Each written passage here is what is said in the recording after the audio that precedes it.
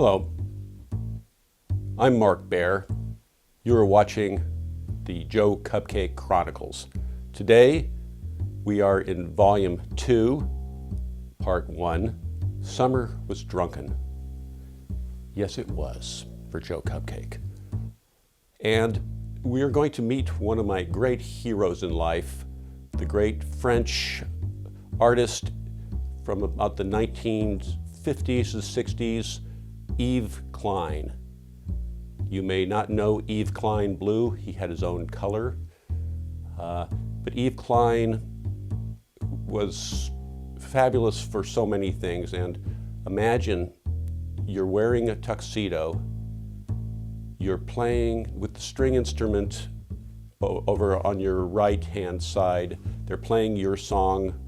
The Monotone Symphony was his piece that he composed.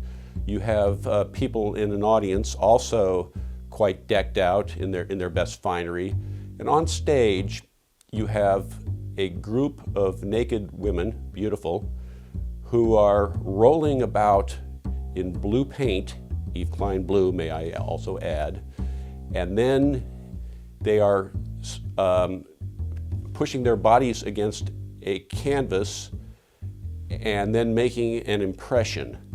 And Yves Klein, through all this, keeps a straight face. This is everything that I've ever aspired to in life, and it's certainly what Joe Cupcake aspires to, for sure.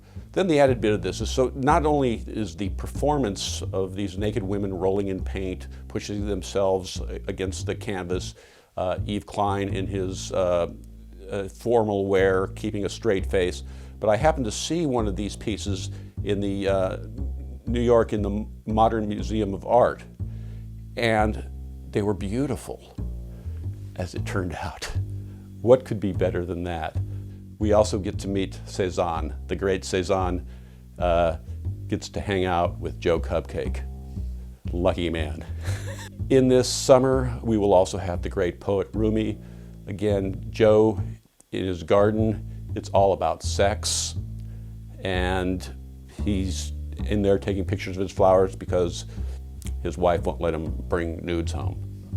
So, again, some rules of Joe Cupcake. First thing we try to do is make it beautiful. We want Joe is looking for beauty, and however that's defined, it has to be, we're trying to make these images as beautiful as possible.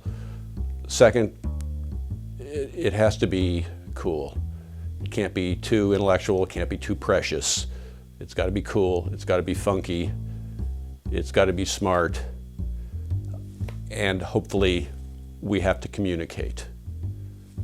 Poor Joe, he's trying. Summer Was Drunken, Part 1.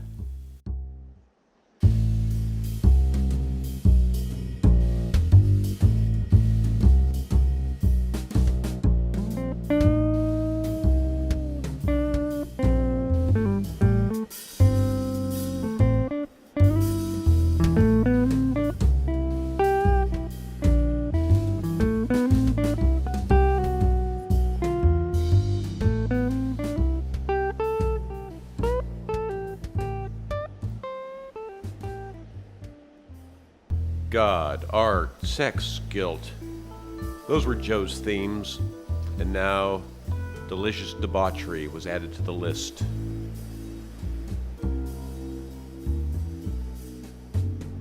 Summer was drunken. Summer was drunken in so many ways. There was drink and song and beauty. There was poetry and passion and wind chimes, and flowers making a scherzo of color in Joe's garden. There was warm air and warm earth underfoot. A hawk circled above the palm tree. Beyond that, the blue vault of the sky. Out the corner of his eye, a flash of yellow, a golden finch, and there was a hummingbird, and a quail landed and took off. Joe wanted his feet in the dirt. He wanted to smell the pine and the brush and feel the sun on his skin. In his garden, life was pulsing, and Joe wanted to be part of the circadian rhythm. Light changed. It was all play of light. it was all color. Wherever the light stops, it's all Buddha. It's all cool.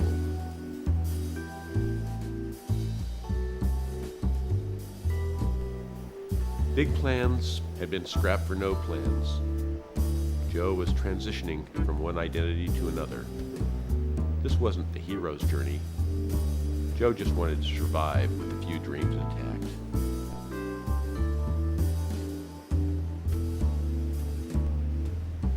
Out in the country, the big squeeze was on. Get what you can while you can before you can't. It was about buying and selling, shucking and shelling, tricking and trapping.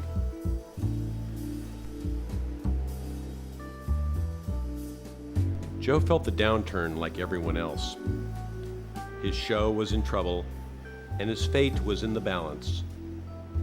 No one cared much, except Joe. Joe did his best, but his ratings were in the tank, and finally, he was taken off the air. During this hiatus, the set of his mind was broken down.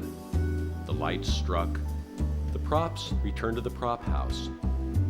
They painted the walls of his mind flat white, and it smelled fresh. That's when some higher up decided the property was too valuable to sit vacant.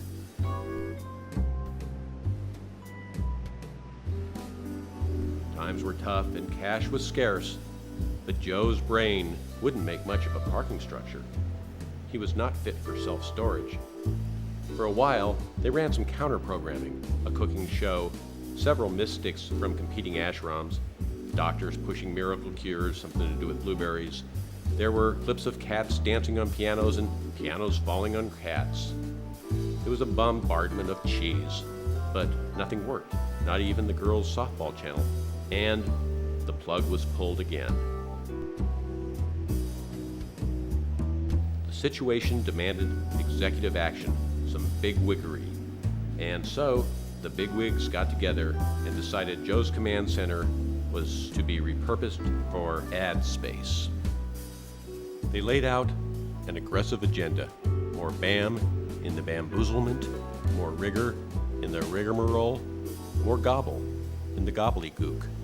The white walls were papered over and new business cards were printed. A wise man knows how to hire his brains. Then he can stay home and fry his own, announced Joe when they recruited him at Absurdity Inc. Joe's job, one big idea. His hands in the soil, his bare feet on the stone, primed to receive transmissions. Joe Cupcake did have a few hard and fast beliefs. People with wax heads should stay out of the sun. People with glass heads shouldn't get stoned. Take time to clip your toenails, ditto nose hair. He also knew not to be fooled by logic. Zeno's arrow, once launched, would never hit the target. Bottom line, Joe needed to be plugged into a bigger power source.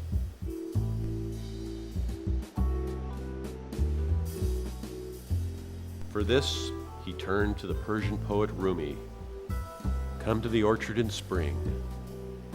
There is light and wine and sweethearts in the pomegranate flowers. If you do not come, these do not matter. If you do come, these do not matter.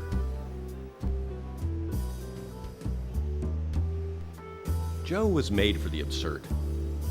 Joe was a prodigy of the absurd, at home with the absurd. In short, Joe was absurd.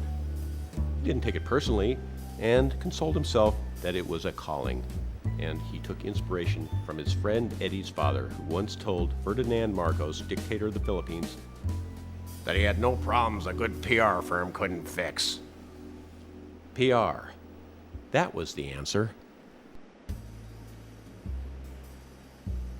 The thing about advertising, we know it is a lie, but we want to believe. Delusion makes life possible. Coca-Cola, 1 billion bottles a day, and none of it good for you. That was the truth, and no one wanted the truth. Mickey D's, you'll love it. Fat, sugar, salt. Experts were brought in, strategies bandied about, a blackboard set up. Joe, swollen with new confidence, chalked, "Good is when the right product meets the right story. Our job is to combine the chemistry of the right product with the right emotion in a positive way." Joe then blotted self-image, and under that wrote Aristotle Onassis, "The secret of success, a good address, and a suntan all year." Joe was told that advertising was the high art of his day. He loved the idea. His new mantra, fewer words, more money. He imagined a check being slipped under his door, and then, when he was good and ready, he would slip out a piece of paper containing 100 words or less. He was born to be a jingle man, a master of the distilled message. And if he could sell Joe, he could sell anything. He visualized a Joe product line, less real and more magical. Ode to Joe, hearty, beefy, burly Joe, the best Joe yet. 5 stars Joe, the original, famous, classic cupcake. 100% pure Joe, bargain Joe, 40% off. Joe, reliable, steady, ready. Joe, best value yet. Joe, a name you can trust. When the mood is right, Joe.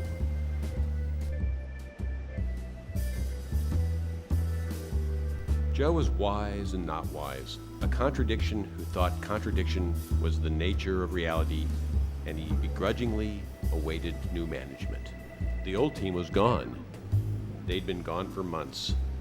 They huffed and puffed and put on a good show, pulling on the reins and yanking on Joe's bit, but he horsed around willy-nilly, heedless of their aims. Hell, thought Joe, the old team wasn't so bad when they loosened up. They thought they had him under control, and when they realized the error of their ways, they saw their mission was lost. They were undermanned from the beginning, but no hard feelings, cigars all around. Then Joe was alone for months, unsupervised, and it was fine, at least by his lights. "That's over," a voice snapped before Joe was zapped with a taser. While he twitched on the ground, the voice continued, "Words are slippery. Thought is gelatinous. We don't expect you to say what you think, but we do expect some cohesion." Joe said he couldn't promise clarity and was zapped again. "Is that what you want?" hissed the voice. Joe said, "All I want is a lawn, man. Like Rodney King said, can't we all have a lawn?" But as Joe digressed, a boot. There was a new harshness afoot. The air of the old team they trusted, but they did not verify. Now there was a new boss. The new boss provided no benefits. He did not give encouragement. He never laughed. He docked Joe's pay if he was late. He had spies. He knew if Joe was sleeping. He knew if Joe was awake. He knew if Joe had been bad or good. And he had a stick he liked to shake. But the boss wore a nice suit. Joe wondered if he paid retail.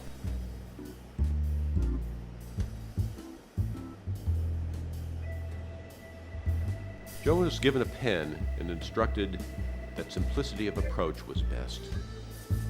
To be or not to be, or doobie-doobie-doo. That was the question. Joe checked all of the above. In his notebook, he wrote, "To do." Under that he wrote, "To not do." Under that he wrote, "Cezanne's Palette, 1904. Brilliant yellow, Naples yellow, chrome yellow, yellow ochre, raw sienna, vermilion, red ochre, burnt sienna, rose madder, crimson lake, burnt lake, Veronese green, viridian, terra verde, cobalt, ultramarine, Prussian blue, and peach black." Under that was a quote by Cezanne. People think a sugar bowl has no physiognomy, no soul.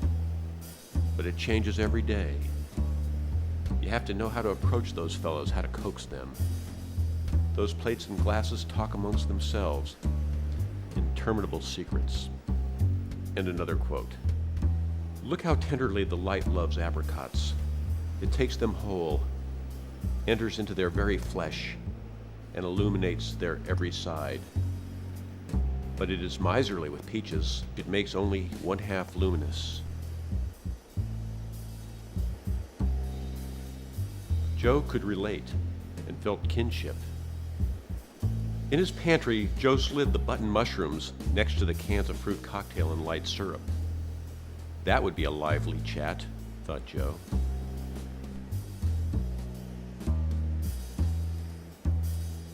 Joe liked fruit, all fruit. Apples, oranges, pomegranates, peaches, lemons, pears, plums, nectarines. It's all great. Joe clicked away with his camera, wishing he could paint fruit. Joe, however, did not covet Cezanne's fruit. It didn't look fresh, and there were no little tags stuck on the skin. Out the window, Joe's wife yelled at him, "Why are you wasting your time taking pictures of fruit? Aren't you supposed to be working?"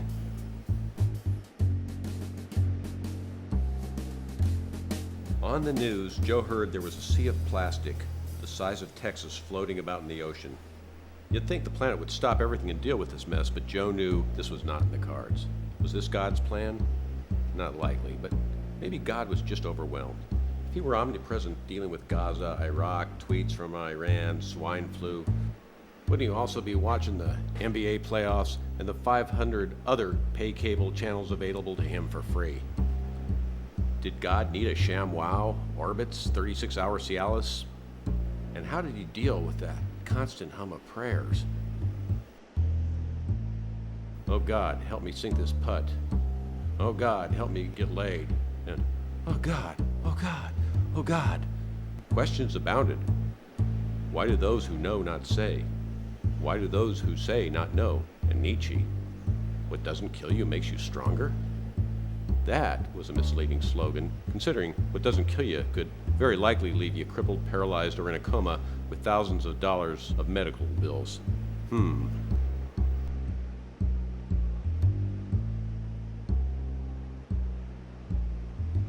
Cezanne just wanted to paint his mountain, to capture the light. But he didn't do it with lines. He did it with dabs of paint, a million brush strokes of color that build up to form complex fields until a picture developed. He would set off at 4 a.m. and be outside all day. He liked the late morning light best, not sunset, not sunrise. Joe was ready for the south of France. He and Cezanne would seek out a direct expression of the sensations of the observing eye. They would luxuriate in the purple gold light of the afternoon. They would snack on yellow-red apples. They would discuss Poussin and break into tears looking at a Delacroix. "Life's so terrifying," Cezanne would confide to Joe. Joe would say, "See that tree? It should be green, but it's really blue." "Ah, so you get it," Cezanne would say. Joe would give Cezanne a friendly pat, and he would recoil in terror. "No one touches me! Don't think you can get your hooks into me!" And he would storm off, cursing. But next morning, Cezanne would apologize, and Joe would take no umbrage, humbled to glimpse the future of painting through the maestro's eyes. Joe was always looking for new ways of seeing beauty. Perception changes meaning. Attention takes you deeper into the mystery. God is in the moment. But would Joe have understood Cezanne? And what if he was the first to see Picasso's Demoiselles d'Avignon?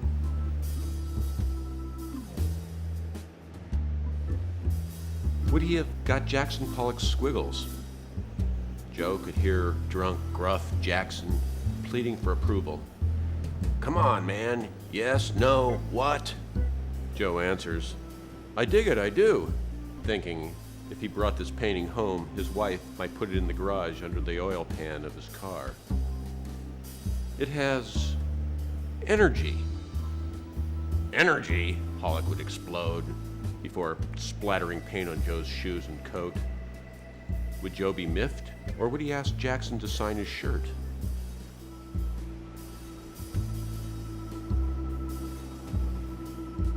Make a list.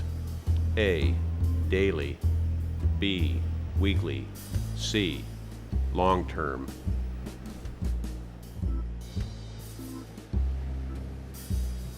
All Joe wanted was 5 minutes of peace to ask the big questions. Joe wanted to spend his afternoons in an ecstatic state. And why not? It was free.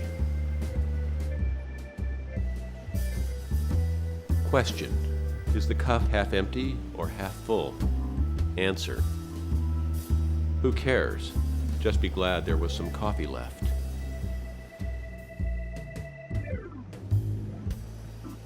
Joe's quest was to see what was in front of his nose. He sought to squeegee the windows of perception so all would appear as it was, obvious. He wasn't striving to transcend to some fifth heaven. He just wanted to be a little less lame. He'd invited some associates for coffee. His wife bought some cupcakes for the occasion, non-fat, healthy. Joe said they weren't necessary, but as it turned out, everyone ate them. Later it occurred to Joe that a more civilized man, one whose third eye was more open, would have removed the cupcakes from the plastic tray and offered them to his guests on a plate. This was the elusive obvious Joe was trying to grasp. When he confessed this to his wife, she said he might even consider cutting them in half.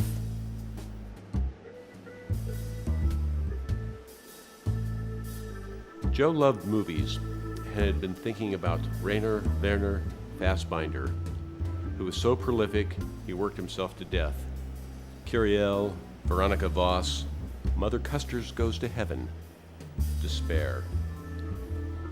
He made 41 movies in 14 years, and when he died, it marked the end of the new German cinema. He sported a leather jacket, dirty jeans, and was famous for the suicide of two lovers, in short, an art house favorite. Joe loved Fassbinder and the gritty post-war look of some of his films.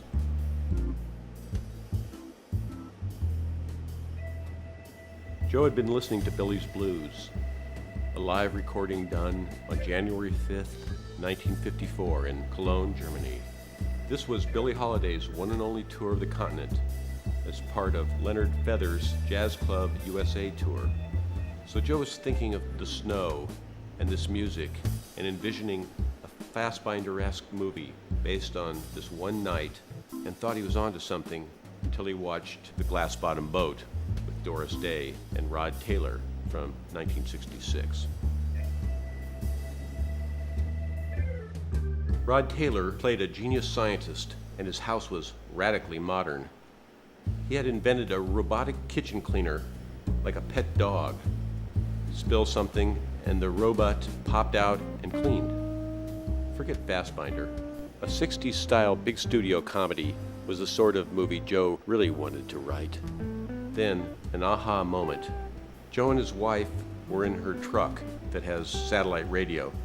On Sirius, there is a Frank Sinatra channel.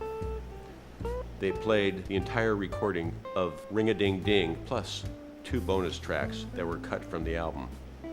Joe was in heaven singing along. His wife said that maybe he was Frank reincarnated. Joe thought, what a funny premise for a movie. Frank's spirit stuck inside some doofus who can't sing and can't dance. Talk about a karmic mistake. Let me out, Frank demanded. But Joe paid no attention, thinking maybe he'd take his wife dancing.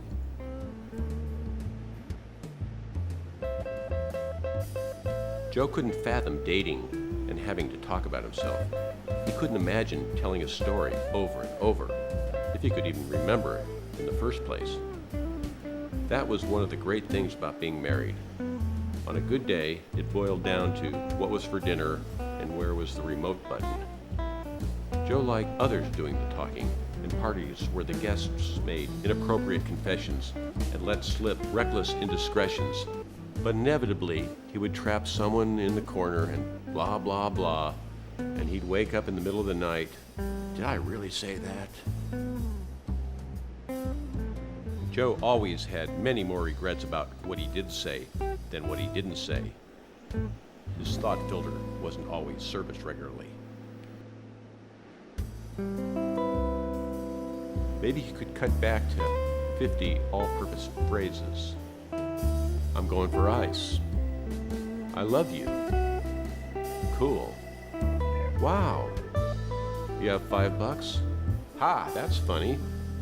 Sorry I'm late. Oh, the party was yesterday? Yeah, sure. Why not? White would be good. Red would be good. Huh, bummer, babe. Want another hit? Wow, that's the bomb. Oops, there goes the neighborhood. Ah, just pet her. She won't bite you again. Have you seen my keys? I'll go with the fish, but no butter, please. You were great. You look great. You are great. Whoa, easy, dude. Depression is dangerous. Hey, man, am I still making it funky enough? Joe wondered if anyone would notice. Question: what is God's plan? Answer: exactly what is happening. Joe believed enlightenment doesn't happen once. It happens every day. You know it is good when you feel the presence of joy. Everything becomes sacred when seen as holy. Live in grace. Listen to silence. Joe believed in continuing revelation. You don't know where it's coming from. You don't know where it goes. Embrace the divine ignorance of what's coming next. What was helpful yesterday might not be useful tomorrow. The old news will not deliver you to the new. Stay open to the message. The wind bloweth where it listeth, and thou hearest the sound thereof, but canst not tell whence it cometh, and whither it goeth. So is everyone that is born of the Spirit. Joe wrote, I'm not feeling inspired. I'm not feeling the poetry. I'm not feeling the connection to the universe. I'm not feeling the purpose. I'm not sure what to do next. I'm not seeing any hope. I'm not feeling the belief. I'm not feeling the faith. I'm not feeling my tribe. I'm not feeling the love. But thank you for everything. I have no complaints whatsoever.